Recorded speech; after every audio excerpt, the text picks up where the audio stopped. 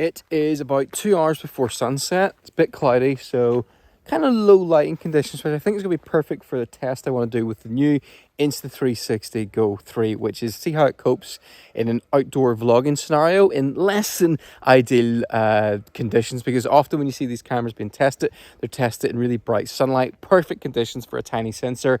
This is lower light. I'm going to be in under trees, which is going to be pretty dark, a scenario where most cameras, including the best, newest GoPros, typically the footage is complete mush. So I'll be interested to see if this can produce any kind of usable results.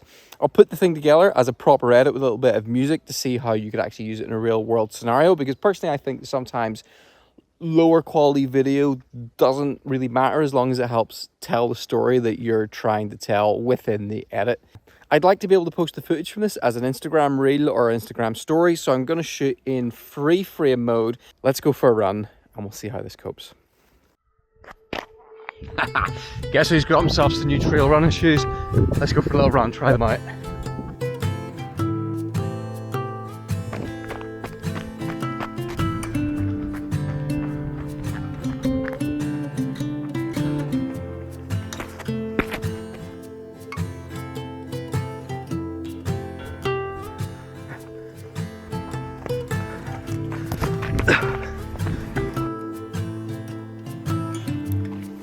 Okay, it's really overcast. It's about an hour before sunset, so the light already isn't great, but we're about to head right in onto the trees, so I'll be quite interested to see how it's going to cope with this.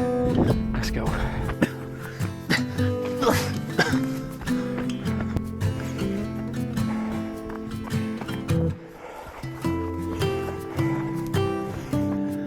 Okay, we're in onto the trees. Pretty dark in here. Not a lot of light. How's that looking?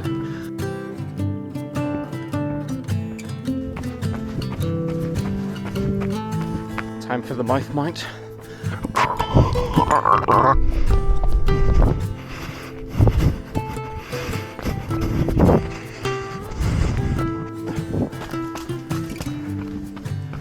Right, I'm back out into the light again, and I've just remembered there is a low light stabilization mode for this camera, so I've now switched that on. So from now on, all these shots are with the low light stabilization switched on. Let me see if that makes much of a difference.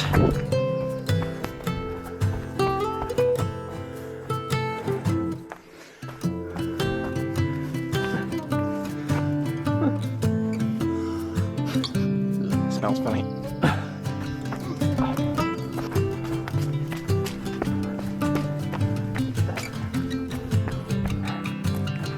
And we're done. Let's end this little experiment here. I think that's probably enough footage to give you an idea. I think one thing to bear in mind, this is actually the hardest situation for any action camera, where you've got low light, you're outdoors, there's loads of vegetation, loads of plants, because every single leaf, twig, bit of detail, stone, rock is like a little data point for the camera, and there's a lot more of those than you would get in an urban environment, because you tend to have brick walls or concrete, which is more of a uniform shape, whereas this is this is a very, very challenging environment for any type of action camera. I'll let you tell me what you think of this footage. I'll just kind of let it speak for itself, but I will say that I have never used an action camera that's looked kind of good in these overcast conditions. For me, the best that I hope for is footage that shows me, it shows where I am, it gives a sense of the place, it kind of sells the action a bit if there's action, and then also